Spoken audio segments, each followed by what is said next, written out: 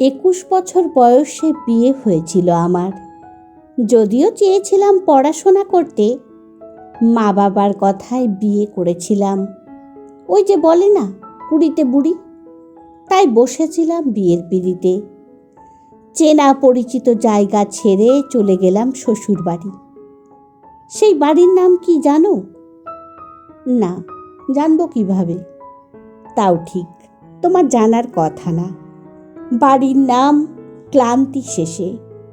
যদিও বাড়ির নামের সাথে আমার আগমনের কোনো মিল নেই, কিন্তু বেরিয়ে আসাটা কিভাবে যেন মিলে গেল।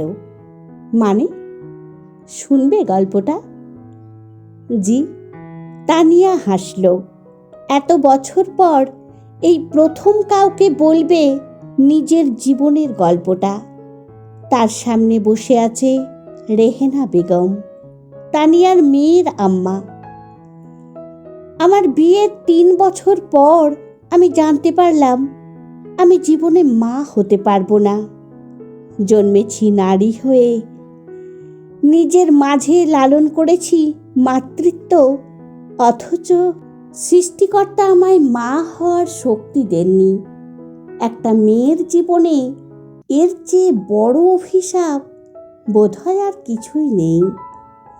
আপনার শ্বশুরবাড়ির লোক মেনে নিয়েছিল আপনাকে? এখানেই ব্যাপারটা অন্যরকম। এই ধরনের ব্যাপারে কি হয় জানো? হয়তো বিচ্ছেদ হয়, না হয় ব্যাপারটা মেনে নেয়। পৃথিবীতে স্বচ্ছ কাঁচের মতো মন নিয়েও কেউ কেউ জন্মায়। সমাজ, পরিবার আর ধর্মকে সাক্ষী রেখে সেই পবিত্র সম্পর্কের সূচনা হয়, তাই এত সহজে ভাঙতে দেয় না। একটা বাচ্চাকে দত্তক নেয়, তাকে নিয়েই পার করে দেয় সারাটা জীবন।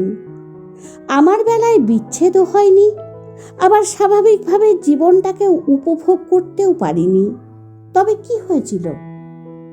আমার প্রাক্তন স্বামী ইশতিয়াক যদি আমাকে ব্যাপারটার কারণে ডিভোর্স দিতেন, তবে হয়তো আমি মেনে নিতাম।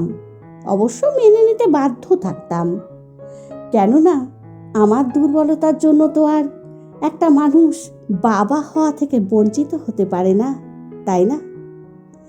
কিন্তু তিনি সেটা না করে বলেছিলেন, বিয়ে মানে আজীবন সাথে থাকার প্রতিশ্রুতি।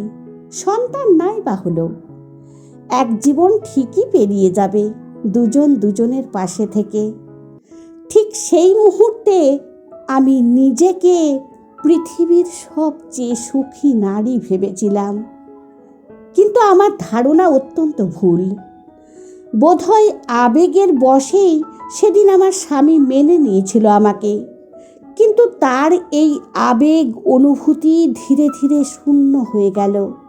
অবশ্য এ ব্যাপারে আমার শাশুড়ি মা, ননদের বিশেষ অবদান ছিল। কীরকম? আমার ননদ ইনায়া, যার বিয়ে হয়েছিল আমার বিয়েরই ঠিক 1 বছর আগে, সে 7 মাসের ভরপেট নিয়ে আমাদের বাড়িতে উপস্থিত।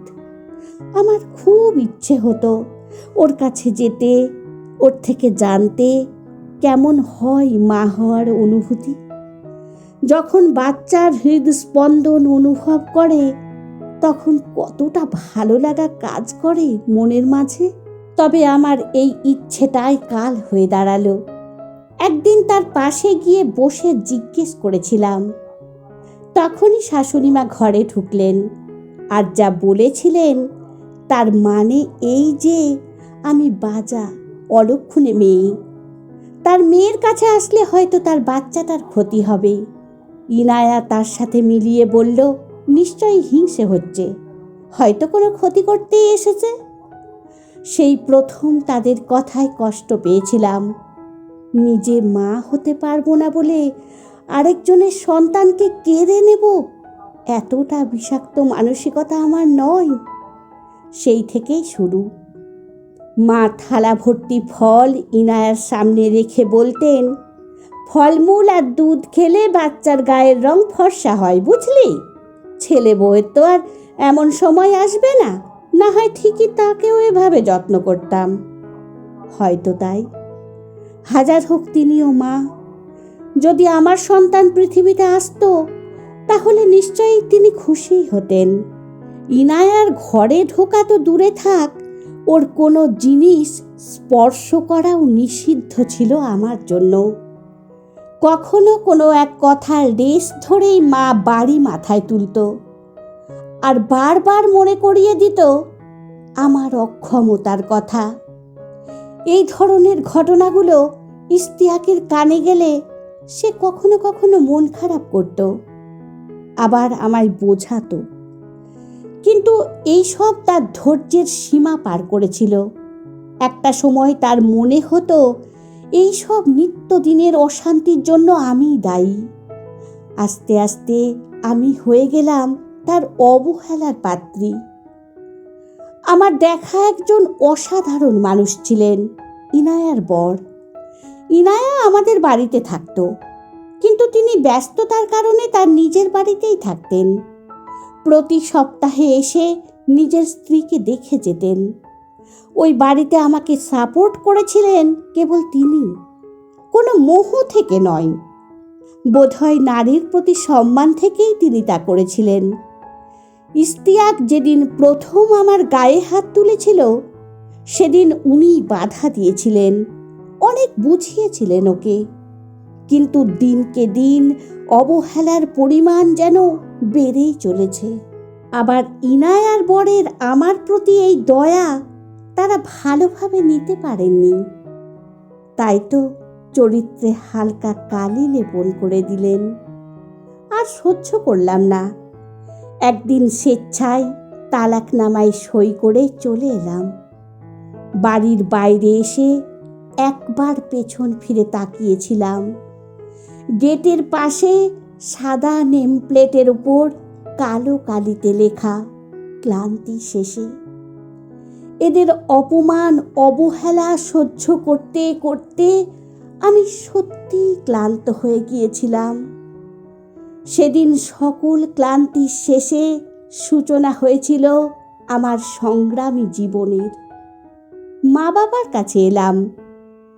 ভেবেছিলাম 21 বছর যাদের সাথে ছিলাম তারা ফিরিয়ে দেবে না। ফিরিয়ে দেয়নি ঠিকই, তবে কিভাবে কাটবে বাকি জীবন এই নিয়ে চিন্তার অন্ত নেই। আমি থেমে থাকিনি। তাদের কাছে থেকেই পড়াশোনা শেষ করে বেরিয়ে গিয়েছিলাম চাকরির খোঁজে।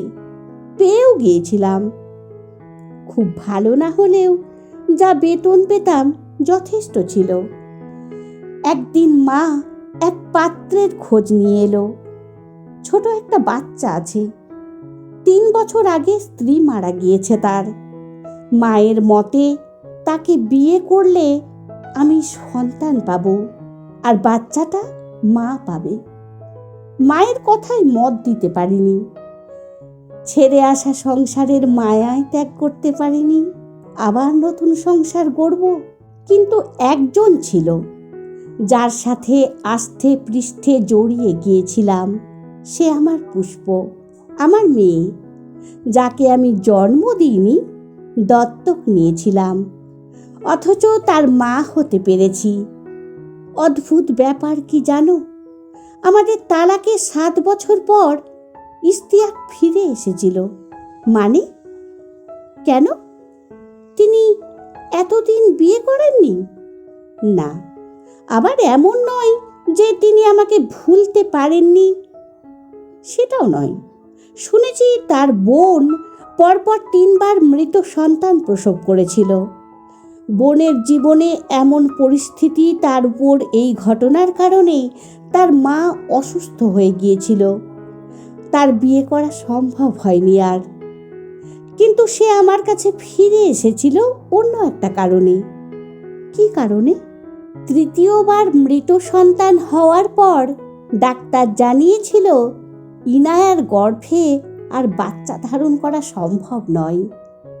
ইনায়ার স্বামী ব্যাপারটাকে সৃষ্টিকর্তার ইচ্ছে বলে মেনে নিয়েছিলেন, আর তারাও বাচ্চা দত্তক নিয়ে লালন পালন করছেন। এতে ইশতিয়াকের নিজের কাছে নিজেকে ছোট মনে হয়েছে। তার মনে হয়েছিল আমার চোখের জলের মূল্য সৃষ্টিকর্তা এইভাবেই পরিশোধ করছেন। সে চাইলেই আমার সাথে সংসার সাজাতে পারত, তাই সেদিন নিজে এসে ক্ষমা চেয়েছিল। কি বলেছিলেন তখন? ফিরিয়ে দিয়েছিলাম। হেসে বলেছিলাম, সংসার হারিয়েছি, কিন্তু আত্মসম্মান খোয়াতে পারবো না। কতটা কষ্ট নিয়ে এতগুলো বছর কাটালেন। আমি তো সামান্য আয়া, অথচ এত সহজেই আমাকে নিজের কথাগুলো কিভাবে বললেন। তাতে কি হয়েছে রেহেনা? সেই দিনগুলোই তো কেউ ছিল না, শুধু তুমি ছিলে।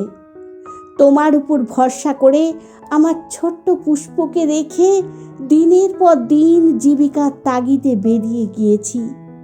পুষ্প আমার জীবনের বসন্তে ফোটা ফুল নয়, চৈত্রের খরায় অনেক যত্নে লালিত গাছের ফুল। আর তুমি তাকে আগলে রেখেছ, তাই ক্লান্তি শেষের গল্পটা শুধু তোমাকেই বললাম। বন্ধুরা, গল্পটি যদি ভালো লেগে থাকে তাহলে প্লিজ লাইক, কমেন্ট ও শেয়ার করে দেবেন। আর আমার চ্যানেলের নতুন বন্ধু হলে অবশ্যই সাবস্ক্রাইব করে সঙ্গে থাকবেন, আশা রাখছি। ধন্যবাদ। ভালো থাকবেন, সুস্থ থাকবেন।